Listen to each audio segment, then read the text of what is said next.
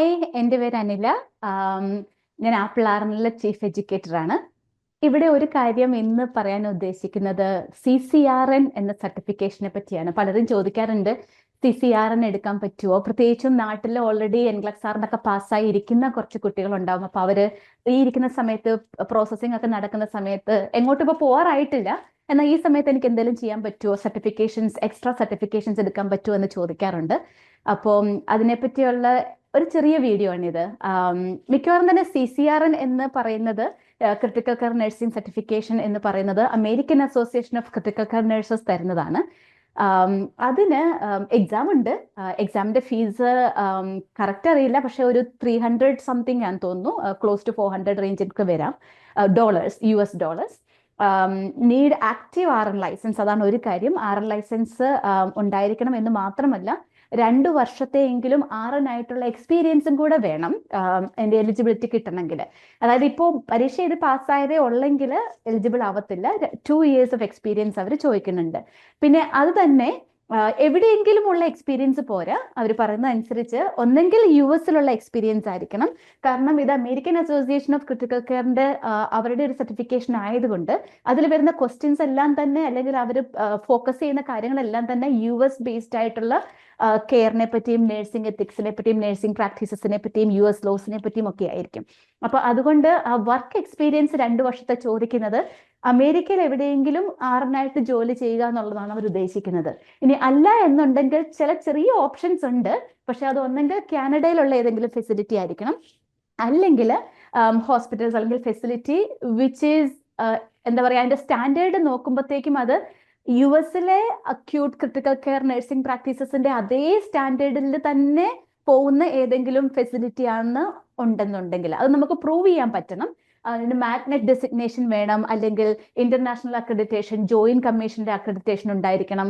അങ്ങനെയൊക്കെ ഉള്ള ഏതെങ്കിലും ഒരു ഫെസിലിറ്റിയിലാണ് നിങ്ങൾ വർക്ക് ചെയ്യുന്നതെങ്കിൽ, RN ലൈസൻസ് വെച്ച് 2 വർഷം ചെയ്തിട്ടുണ്ടെങ്കിൽ അതിന് ഒരു പോസിബിലിറ്റി ഉണ്ട്. അതുകൊണ്ട് തന്നെ ഇപ്പോൾ RN മാത്രം എഴുതി നാട്ടിൽ എവിടെയെങ്കിലുമുള്ള അല്ലെങ്കിൽ വേറെ ഏതെങ്കിലും രാജ്യത്തുള്ള കുട്ടികളാണെങ്കിൽ പോസിബിളി ഇത് വർക്ക് ആവത്തില്ലായിരിക്കും, ഭയങ്കര പാടായിരിക്കും.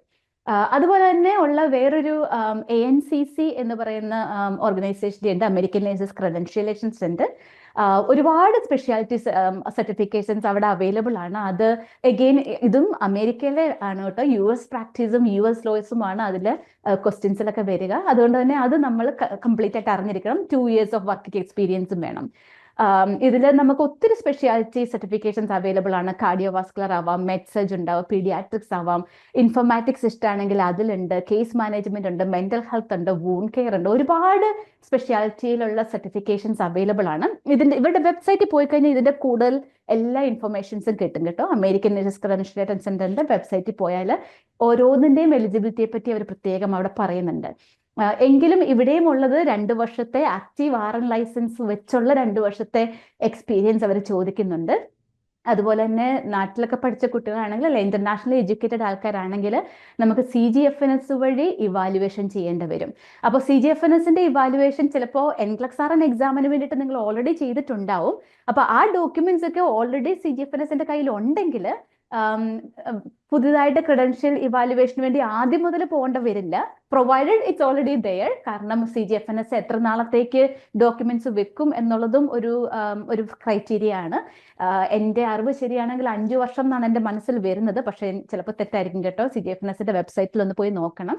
അപ്പോൾ അതിൽ നോക്കിക്കഴിഞ്ഞാൽ അറിയാം എത്ര നാളത്തേക്ക് നമ്മുടെ ഡോക്യുമെന്റ്സ് അവർ വെച്ചിട്ടുണ്ടെന്നുള്ളതും. ഇനി അത് കൂടുതൽ എനിക്ക് തോന്നുന്നു ഓപ്ഷൻസ് ഉണ്ടെന്ന് തോന്നുന്നു. നമുക്ക് എക്സ്ട്രാ പൈസ കൊടുത്ത് വേണമെങ്കിൽ CGFNSന്റെ കയ്യിൽ നമ്മുടെ നാട്ടിൽ നിന്ന് പഠിച്ച ട്രാൻസ്ക്രിപ്റ്റ് ഒക്കെ വെക്കാനുള്ള ഒരു ഓപ്ഷൻ ഉണ്ട്. അപ്പോൾ അതെടുത്തിട്ടുള്ളവരാണെങ്കിൽ പ്രോബബ്ലി അത് മതിയാവും. പക്ഷെ എന്നാലും പുതുതായിട്ട് ഫീസ് അടച്ച് ഈ ANCCക്ക് വേണ്ടിയിട്ട് തന്നെയുള്ള ആ ഒരു ക്രെഡൻഷ്യൽ ഇവാലുവേഷൻ ചെയ്യേണ്ടി വരും, ഇന്റർനാഷണലി പഠിച്ച ആൾക്കാരായതുകൊണ്ട്. അതിൻ്റെ കൂടെ നമ്മുടെ 2 വർഷത്തെ എക്സ്പീരിയൻസും കൂടെ വെച്ചിട്ടാണ് നമുക്ക് ഈ എക്സാം എഴുതാനുള്ള എലിജിബിലിറ്റി കിട്ടുള്ളൂ. അപ്പോൾ ആരെങ്കിലും സർട്ടിഫിക്കേഷനെ പറ്റി ചിന്തിക്കുന്നുണ്ടെങ്കിൽ ഈ 2 വെബ്സൈറ്റ് ഒന്ന് വിസിറ്റ് ചെയ്യുന്നത് നല്ലതായിരിക്കും. അമേരിക്കൻ നേഴ്സസ് ക്രെഡൻഷ്യലേഷൻ സെന്ററിന്റെ വെബ്സൈറ്റും അതുപോലെ തന്നെ American association of critical care നഴ്സസിന്റെ വെബ്സൈറ്റും. അതിന് രണ്ടിനും നിങ്ങൾക്ക് തീർച്ചയായിട്ടും കൂടുതൽ ഇൻഫർമേഷൻസ്, കറക്റ്റ് ആയിട്ടുള്ള എലിജിബിലിറ്റി ക്രൈറ്റീരിയയും കാര്യങ്ങളും ഒക്കെ അതിൽ നിന്ന് കൂടുതലായിട്ട് മനസ്സിലാക്കാം. ഇത് ഒരു ഓവർവ്യൂ മാത്രം ഞാൻ നിങ്ങൾക്ക് പറഞ്ഞതേ ഉള്ളൂ കേട്ടോ. ശരി, ഓൾ ദി ബെസ്റ്റ്.